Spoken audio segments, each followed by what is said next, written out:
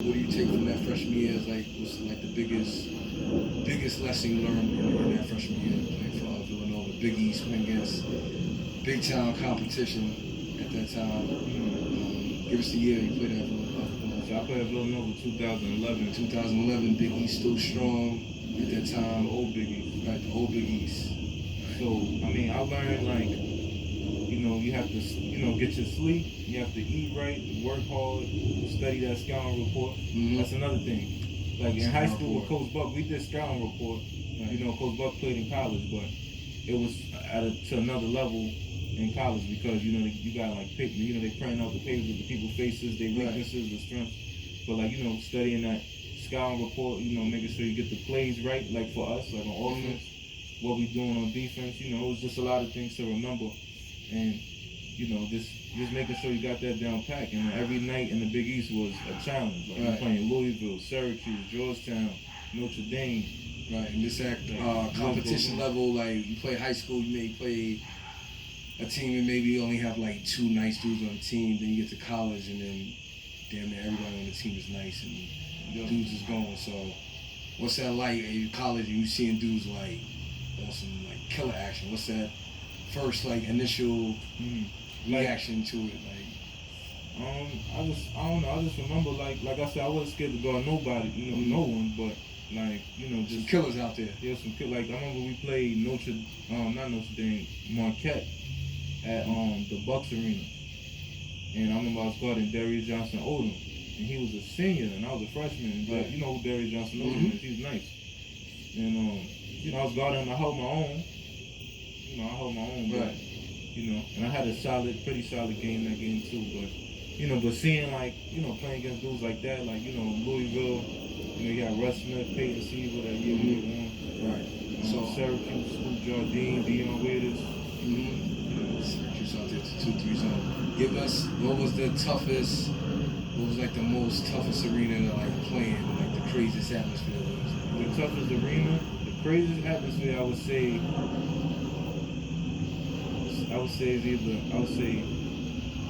Louisville. Turn up, ain't got nothing to do out there in that Kentucky area. I would say Louisville, and there's another one. Let me see. Louisville, and I would say either I think Pittsburgh or Syracuse. Okay. Yeah, it ain't easy up there. Carrier Dome, 2-3 zone, they're out there. All right, so freshman year, you get through. Sophomore year, where you at with it? Sophomore year, your mentality. What's going on your sophomore year? So sophomore year, I got a year under my belt, and now I know how hard I gotta work. Now I know the plays even more, the scouting report even more. Definitely what to eat, like I said, and getting my rest. And sophomore year, it was just, I'm ready to go. Like I was more confident and I'm gonna get more minutes and make more of an impact and get rocking. Okay, so your sophomore year, you rocking and rolling. How'd you guys do that year? Your sophomore year? So my freshman year, we had like 3 McDonald's All-Americans. So they were juniors and I was a freshman, and we had a really good team. But for some reason, we didn't make the tournament that year, which was like the first time in Villanova history, that we didn't make the tournament. So that was some NIT action? Yeah, but we didn't even do NIT though. But my sophomore year, 2 of the McDonald's All-Americans left, and we went to the tournament that year. So we had a better team my freshman year. Right. But sophomore year, we made it to the tournament. I just feel like the team was more together my sophomore year. That's why. And we made it to the tournament, and we upset that year. What helped us make it to the tournament that year was we upset Louisville. They was number 3 in the country. At the Sixers Arena. That's where we used to play the big games. Spectrum. Spectrum. Now it's called. I think it was called Wachovia. Now it's Wells Fargo, I think. But we upset Louisville. The crowd stormed the court. That was on ESPN. And then we played 2 or 3 days later. We played Syracuse, and they was number 1 in the country. We beat them too. So that helped our resume. And we went to the tournament. We played North Carolina in the first round. So talk about that March Madness experience. What is? Yeah, that March Madness experience was different. Like We played at, it was in Kansas City at this new arena. I forgot the name of the arena. Mm-hmm. But Kansas was playing in that region too, Western Kentucky. And, Tough, right? Yeah, and he was playing North Carolina, and that's when they had James McAdoo, Dexter Strickland, Marcus Page. That's cool. The lefty, Marcus Page, he was nice. Yeah, they had a bunch of athletes on that team. So that game, we were down 20 in the first half. We were down 20. And then we was playing, I forgot what defense we were playing, but second half, we turned up and we started pressing. Mm-hmm. And we cut the game down to, we tied the game actually. Right. So we was down 20, we tied the game. And then at the end, we lost by 2. Mm-hmm. But that experience in NCAA, like, you know, when you come into practice, you got all the camera guys and everyone in your face, and you got the shoot around and there's fans, you know, our Villanova fans that was there and the media. I mean, it's a whole different type of experience. And then that tournament game is lit. It's lit, right? Yeah, Lights is very bright at that stage. Yeah. Going down, fans is into it. A lot going on. All right, so your sophomore year, do your thing at Villanova. And then there's you transfer your sophomore, after my sophomore year. After your sophomore year. What was the deciding factor that kind of made you say, you know what, I want to take my talent somewhere else? What was kind of like? I felt like at Villanova I was being held back a little bit. Okay. You know, well, a lot, not a little bit. Mm-hmm. I felt like I was being held they back. wasn't letting you go. Yeah, I just felt like I was being held back, and I worked too hard to get to this level, to that point, to that level. For someone, you know, I just feel like for someone to hold me back. Right, you know what I'm saying? Like, I've been through a lot. I worked so hard, you know, and I just felt like it was best for me to leave. Okay. And went to St. Louis University, and it was a pretty good, you know, situation. Right. And who was the coach at St. Louis? So the coach was Jim Cruz. He played for Bob Knight back in the days. Crazy Bob Knight, man. Yeah, I met him before he came up to campus. And everything, but I mean, when I first got there, so I had to sit out a year because I played a whole year at Villanova, right. The NCAA rules, and we were top 10 in the nation. And you know, we won 20 games in a row, right? And we won an A-10 regular season championship. I got the ring. I mean, it wasn't nice. I'll show you the ring, but we was 27-7, but we was top 10 in the nation, and we went to the tournament. We lost in the second round to Louisville. So first round we beat NC State, and then second round we lost to Louisville by like 4 or 6. It was a close game. So you get to St. Louis, the university kind of embraces you and shows you that love. How's that adjustment period when you had to sit out a year? What was kind of... So when I had to sit out a year, that year was, I would say, was my hardest year ever in basketball. It's like basketball's taken away from you, and it's all about books and getting your body right. Kind of. Books and getting your body right, but more so the physical part. Like, it was the hardest year of my life because, like, I had to lift like Monday through Saturday. So I had to lift on days when the team wasn't even lifting. Right. You know what I'm saying? It was pushing me hard. Yeah. That year was all that paid off.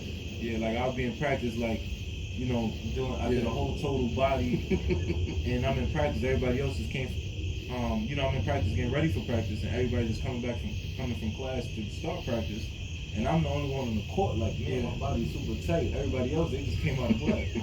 So certain days I had to lift when the team wasn't lifting. Right. So St. Louis, right? You lift, get stronger. You start playing. How's it feel being out on the court, St. Louis at that time? I mean, it was a great atmosphere. Like I said, we was top 10 in the nation, and we did really, really well. And we have like an NBA arena. I forgot how much people see. It seats a lot of people, but you know, it's a lot of people, and then, you know, you got great players that play there, like Larry Hughes, Anthony Barner, the list goes on. Larry Hughes is nasty with it. Yeah, Larry Hughes is nice. So you got St. Louis, you're balling. Now, obviously, your ultimate goal. When do you, during your college point, start looking at NBA as being like your future? Like, when did you start saying like, yo, I'm trying to get to the league? I would say, well, I always had that in my mind. So like so when I got to St. Louis, like we was top 10 in the nation, but we had a bunch of seniors. So then my last 2 years at St. Louis, it was an up and down season for us because like those seniors left. Like I wish I would have play with those guys, because it probably would have been a lot different too. You know, because the success we had. But my last 2 years, you know, I was, you know, the captain of the team and everything, but we had a lot of young players and a whole new squad. So like, you know, it was like we took a lot of bumps and bruises. But, you know, I finished my senior year, led the team in scoring and second in rebounds, and so then from then on, you know, I was like, you know, we didn't have a good season, but I still like I feel like I'm talented enough and I'm still gonna push. So I would say after my last year of playing overseas, like, you know, I had a pretty good season, and the Brooklyn Nets, the NBA team, brought me in to work me out. So you skipping. You jump a little bit. We about to get to that Brooklyn Nets situation. We definitely about to get into that. So coming out your senior year, do you enter your name in your draft? You go through that whole process and everything? Yeah, your name is automatically in the draft. Right. When you're a senior. So take us through that whole process of getting ready now, graduate, now it's like, yo, I'm getting ready for the league. Talk about that process of like the draft workouts and like kind of like having to start over and like prove yourself from jump, kind of. I mean, just now, you know, when you getting ready for stuff like that, now the grind is, you know, you gotta take it up another, you gotta take it up another notch. And I mean, I just stayed confident. I didn't get discouraged, you know. So just kept working and, you know, trying to get ready for, you know, whatever workouts. But first I had to, you know, figure out what agent I'm gonna deal with and everything, and, you know, the type of connections they have. And so was that like a stressful process? Yeah, kind of was, like figuring out who, you know, because you don't want to get taken advantage of. You want somebody that's gonna have your best interest. So. Yeah. So the agent process for me was very difficult. That was very stressful because you know, I had agents hitting me up, but I ended up signing to this one agent. I ain't gonna say his name, but you know, he talked a good game and everything, but he didn't get anything done for me. Right. So that whole year was wasted for me. Like as far as like I didn't play anywhere for that year after my senior year because he didn't get anything done. But I stayed determined and I kept working out every day. I stayed in shape because I didn't know what was gonna be next. Then I found another agent who represents Ben Gordon. Right. He's my agent now.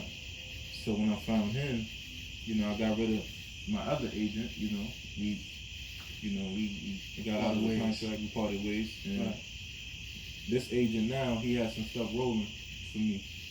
So I just continue to keep on working. And now he got me. So I played overseas. So coming out your senior year, you enter the draft. You don't get drafted. So where did you go overseas to play your first year?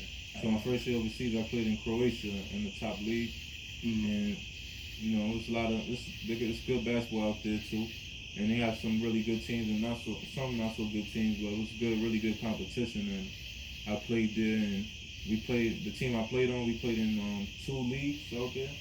So the one league we went international league we played in, called the Alpe Adria Cup. We went to the championship, but we lost in the championship, and then the main domestic league we playing, we were 1 game shy of the playoffs.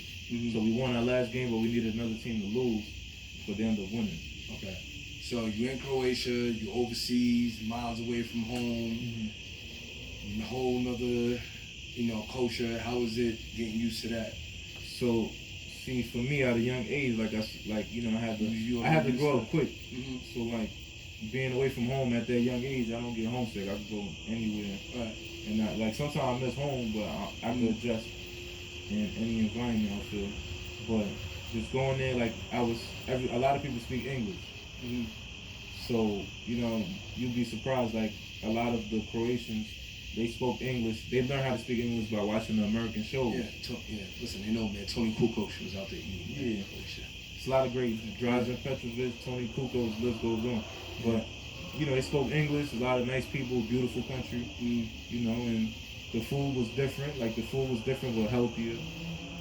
You know, the water was more pure. All right, so you're in Croatia, you're doing your thing, balling, getting paid, being professional. What comes after the Croatia experience? What was the next step for you? After the Croatia experience, my agent, you know, reached out to me again, and he was saying, he was asking me if I wanted to play in summer league And I said yes. Like, you know, I want to play in summer league.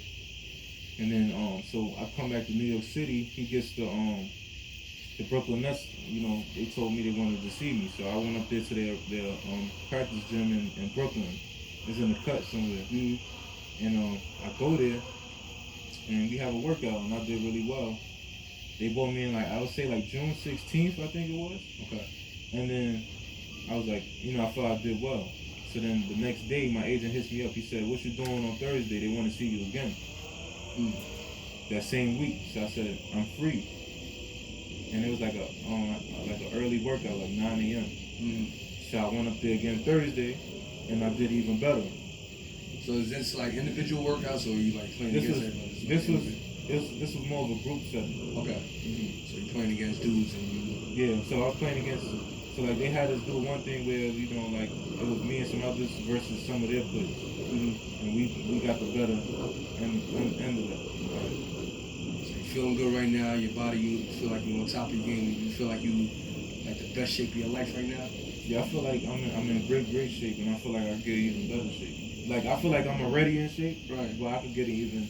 Alright, so you're hungry. So you got your eyes on the target, on the prize, and I definitely feel one day it ain't gonna take too long, but yeah, your time is coming, man. You gonna get the NBA contract, man. I'm working for that, and you know, leaving in the God hands. Yeah, man. Stay focused and keep doing it. How long do you think we've been going for, D, man? See how our podcast goes, bro?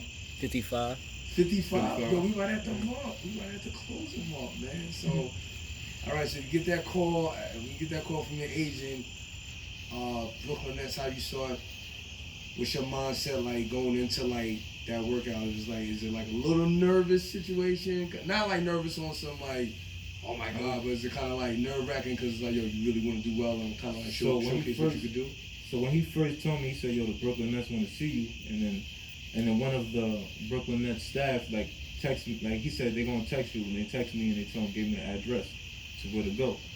And first I thank God first, and then second I was excited, I was hyped, and then I'm like, I'm ready. I've been working out, staying in shape, but I was really, and I would say I was really anxious, not nervous. Anxious. Okay. I would say more so anxious, like I can't wait to get out there, but you know I also want to do well. Right. So yeah. You got a big year coming up, obviously, you know what I'm saying? Definitely, y'all got to be on the lookout for my man, G League, affiliate team of the Brooklyn Nets, out there putting in work. So, at that G League level, you know, it's some killers out there. Yeah. Everybody's doggy dog trying to make it. Planning on playing point guard? Yeah. That's another thing, like I'm naturally, my natural position is I'm a shooting guard, right? But then I developed my game even more to more of a combo guard now. So at the workout, like they called me with a surprise because I've been working on my point guard skills, ball handling, and studying the game. And when I got to the workout, I seen it was only 5 of us, and I had to run point. Right. So I was like, all right, cool, let's do it. So you feel comfortable. Yeah, I ran point and I did well, and I could keep getting better and keep improving. But I felt comfortable. I wasn't nervous. I was working on it. So I was like, why not? You know, so running the team, distributing, getting everybody involved. Meanwhile, still getting yours and being on attack mode. So talk about a little bit. What's something going into this year? Like what's something? It's like the main focus on an area that you're trying to get like better at. Like where you feel that in your game you can kind of, you know what I'm saying, tighten up a little bit to like make sure. I would say just continuing to get better in the point. You know, obviously like I'm a shooter. Like I'm a good shooter. I'm not just a shooter, but like I'm a good shooter. But like, you know, making sure that's jump shots automatic. And can never get up enough shots. Stay in the gym every day, keep working. Yeah, and then playing great defense, but also just more so just showing that I could run the point guard position if needed. Right. So I consider myself a combo guard. So I could play the 2 and I could play the 1 if you need me to play the 1. I respect that. You're not gonna be letting none of these guards post you up. No, So man, I'm excited, man. I'm gonna be keeping up, man. I'm gonna be watching. Just keep grinding, man. I can't wait for one day to see you on the screen. somebody, whatever team it is, whether it's, Brooklyn Nets or somebody else say, Ash signs a nice little deal to play. That's your ultimate goal. Yeah, that's the goal and that's the dream. So I'm gonna keep going for it. Make it happen, man. Just keep doing what you're doing, man. Great example, man. I'm just very proud of you. Watch you grow from, what I'm saying, being like this, and not all the way like this. Yeah, but, you know what I'm saying? I just watch you just take necessary steps and build your game and stay out of trouble. You don't deal with the nonsense, silly stuff on social media. So stay focused, man. Best of luck on you, man. Yo, man, we definitely gonna have you. We'll have you back on the show, man. Since you're the first person. Have you back on the show one day, man. Real Champ Talk podcast, man. We're gonna wrap this thing on up, man. What you think, Dan, man? Right, man. Shout out to DMF, man, holding it down when we put this thing together, man. Everybody gonna get a shout out to, man. Before we get out of here. I want to shout out. I mean, there's a lot of people. I want to shout out, everybody that helped me get to this point, and shout out, my friends and family, What's up, man? Respected, man. Yeah. Live from Real Champ Talk podcast, man. We're gonna wrap this thing up, man. Over and out. I got more coming. Stay tuned. I'm taking over. Real rap. 100. It's my man, bro. Hold it down, bro. That's how we do it, man. Real Champ Talk. That's good money. Yo, that was an hour? On the dot. Yo, that's wow, bro. Yo, I didn't even. Yo, my ultimate goal for the show was to talk more for an hour. It's an hour, just like, what I'm saying? Yeah, sometimes these podcasts be talking every day, it be like an hour and a half too. But it can go about real good. Like, if the conversation, it's good, yeah. Bro, if the conversation's good, that shit can go on for like. The lighting is just not the best, bro. Cause he's done this before. Like he was on the podcast shit before podcast was even popping. So I remember like going to the studio with him and watching him do it, and like the conversation's so good. You look up, it's like fucking 2.5 hours on passing already. You're like, oh shit. Yeah. Even like with the story. Now you telling me stuff from when I was young. Right. Man, it's a lot more I could. Yeah, like I said, it's a whole lot more, man. It's a whole lot. I'm just scratching the surface. So just like the guinea pig to kind of like, like another thing I could have said too, like growing up in the Bronx, like I grew up watching Kemba Walker play, I'm from Hunts Point, and I grew up before his projects too, but like Hunts Point and Kemba's from Soundview, so like Soundview, Hunts Point is right there. It's like. Word. Like, I ain't even get into the NBA players you grew up like watching. Yeah, I remember Kemba when he was like 15. Oh my! He wearing a do-rag like a red do-rag like that. Yeah. He wearing a do-rag in Soundview. I remember watching. You ever heard of Kiss Bay? Yeah, Kiss Bay. I played it. Yeah. Come on, man. Andre Barrett. Listen, man. I played Kiss Bay in that tournament, fam. This nigga Andre Barrett. Yeah. Listen, I seen him. Niggas try to press him in a corner. I don't know how he wiggled through it and made these dudes run into each other and fall. Yo, they went so crazy up in there, bro. Oh my god, bro. I just remember, let's get out of here with these brothers. I just remember just seeing Kemba like 15 years old. Yeah, I'm like 12, watching him play. Like, you know what I'm saying? Before he went, he was in Rice, I think, already, but yeah. Before, he was kind of like a late bloomer too, a little bit. Yeah, but he was nice. He always been nice, But like watching players like him, like I was the type of player like watching him or like other good players that motivated me to get right. So like I got seeing this like right I gotta here, step my game yeah. up. Yeah, I used to watch him like cooking people on the court. Like I remember there's one game of Monroe Projects is in Soundview. There's a lot of projects in Soundview, but I'm there with my man from Hunts Point, and he's playing in the tournament. One of the coaches was yelling at his team, so, "Oh, y'all don't want to play serious? All right, I'm about to call Kimba." And Kemba was playing for Team Rock at the time. This was before Gaucho. Kemba pulled up. He came through. He crossed the shit out of somebody. Made him fall later. It's like, yo, this nigga nice. You know what I'm saying? But Kemba, I'm telling you, before Kemba, watching him play, he used to motivate me. I know Kemba a little bit, like, like, just watching him and other players, like Lance Stevenson, watching him in high school playing.